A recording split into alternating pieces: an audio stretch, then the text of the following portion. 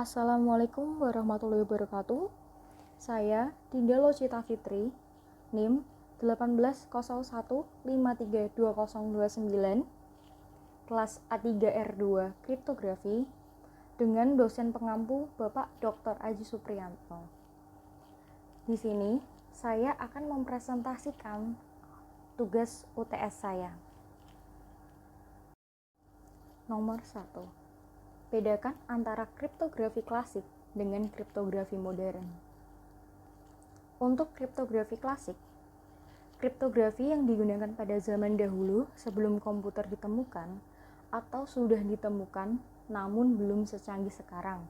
Kriptografi ini melakukan pengacakan huruf pada kata terang atau plain text. Yang kedua, berbasis karakter. Yang ketiga, menggunakan pena dan kertas saja, belum ada komputer. Lalu yang keempat, termasuk ke dalam kriptografi kunci simetris. Kriptografi modern. 1. Suatu perbaikan yang mengacu pada kriptografi klasik. 2. Pada kriptografi modern, terdapat berbagai macam algoritma yang dimaksudkan untuk mengamankan informasi yang dikirim melalui jaringan komputer. 3. Pada algoritma kriptografi modern, umumnya beroperasi dalam mode bit, berbeda dengan kriptografi klasik yang beroperasi dalam mode karakter. Lalu yang keempat, algoritma kriptografi modern dibuat sedemikian kompleks sehingga kriptanalis sangat sulit memecahkan ciphertext tanpa mengetahui kunci. Nomor 2. Buatlah contoh algoritma klasik Playfair Cipher. Kunci ambil nama depan saudara dan plain text-nya adalah segeralah hilang gangguan COVID. Pertama, menentukan plain text-nya. Di sini plain text-nya adalah segeralah hilang gangguan COVID. Lalu menentukan kuncinya. Di sini kuncinya adalah nama depan saudara, maka kuncinya adalah Dinda. Lalu, Playfair Cipher ini memiliki beberapa ketentuan, di antaranya ganti huruf J jika ada dengan huruf I. Kedua, tulis pesan dalam pasangan huruf berpasangan dua-dua. Yang ketiga, jika ada pasangan huruf yang sama, maka disisipkan huruf Z di tengahnya. Lalu, jika jumlah huruf ganjil, tambahkan huruf Z di akhir. Selanjutnya, kunci disusun dalam bujur sangkar 5x5 dengan menghilangkan huruf J dari abjad. Berikut juga saya berikan gambaran dari tabel plain text serta kuncinya. Nomor 3. Jelaskan definisi, fungsi, dan cara atau proses kerja masing-masing gambar di bawah ini. Berikut sudah saya lampirkan pula gambar yang dimaksud. A. Secure Network Protocol. Sebuah protokol enkripsi yang menyediakan transmisi data terenkripsi yang aman pada network layar dalam jaringan. Sebuah framework standar terbuka yang dikembangkan oleh Internet Engineering Task Force, menyediakan keamanan untuk transmisi informasi yang bersifat sensitif melalui jaringan yang tanpa proteksi, seperti internet. P. Confidentiality. Artinya, informasi dari pengguna jaringan komputer terjamin kerahasiaannya, sehingga pihak yang tidak memiliki hak untuk mengakses informasi tersebut tidak dapat mengaksesnya. C. Data integrity. Konsistensi dan kebenaran data yang disimpan antara representasi dunia nyata dan nilai dari data harus dilindungi oleh sistem agar mempunyai arti yang sesuai. Dalam komputasi, integritas data mengacu pada menjaga dan menjamin akurasi konsistensi data melalui seluruh hidup siklus dan merupakan fitur penting dari seluruh database atau sistem RDBMS. D. Authentication, yaitu proses untuk memastikan bahwa pelaku adalah benar-benar pelaku.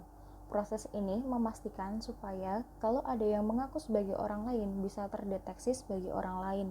Demikian juga, jika memang benar pelaku, maka proses juga dapat memastikan bahwa yang mengaku sebagai pelaku benar-benar sebagai pelaku. E. Non-repudiation, Aspek ini menjaga agar seseorang tidak dapat menyangkal telah melakukan sebuah transaksi. Sebagai contoh, seseorang yang mengirimkan email untuk memesan barang tidak dapat menyangkal bahwa dia telah mengirim email tersebut. F. Encryption. Program penyandi pesan agar tidak dapat dibaca orang lain atau tidak dapat diketahui informasinya oleh orang lain tanpa pengetahuan khusus. Atau, arti dari encryption yaitu sebuah proses untuk mengaburkan informasi supaya informasi tersebut tidak dapat dibaca tanpa pengetahuan khusus. G. Symmetric key cryptography. Algoritma simetrik dalam melakukan enkripsi dan dekripsi menggunakan key yang sama. Enkripsi simetrik biasa digunakan untuk melakukan enkripsi terhadap file, media penyimpanan, dan komunikasi antara dua host dalam jaringan. Untuk menjalin komunikasi antara dua host dalam jaringan, perlu adanya mekanisme pertukaran key antara dua host yang aman agar tidak dapat diketahui oleh pihak yang tidak bertanggung jawab. H. Symmetric key cryptography Streamkeeper. Streamkeeper saat ini digunakan secara luas di internet dan di telepon seluler. Hal ini terjadi karena proses enkripsi-dekripsi yang relatif lebih cepat daripada blockkeeper. Salah satu keuntungannya adalah tidak dibatasi oleh panjangnya plaintext, sehingga Streamkeeper cocok untuk digunakan pada enkripsi suatu komunikasi yang berlangsung secara berkelanjutan seperti komunikasi melalui telepon. I. Symmetric key cryptography blockkeeper. Pada algoritma kriptografi blockkeeper, metode enkripsi-dekripsi dilakukan dengan memotong plaintext menjadi blok-blok, dan masing-masing blok dilakukan enkripsi menggunakan kunci yang sama. Nomor 4. Dengan metode ECB, Electronic Code Book, plaintext diketahui kumpulan karakter sebagai berikut. Aku benci COVID-19, kunci karakter A. Untuk menentukan hasil ciphertext-nya, langkah pertama adalah mengubah plaintext tersebut menjadi biner. Setelah dirubah menjadi biner, plaintext tersebut dibagi menjadi blok-blok 4 bit. Setelah dibagi menjadi blok-blok 4 bit, kemudian diubah ke notasi hexa. Setelah itu mulai ke kuncinya. Dikunci di sini menggunakan kunci A. Ubah kunci A tersebut dalam bentuk biner. Setelah menjadi bentuk biner, bagi kunci tersebut menjadi blok 4 bit.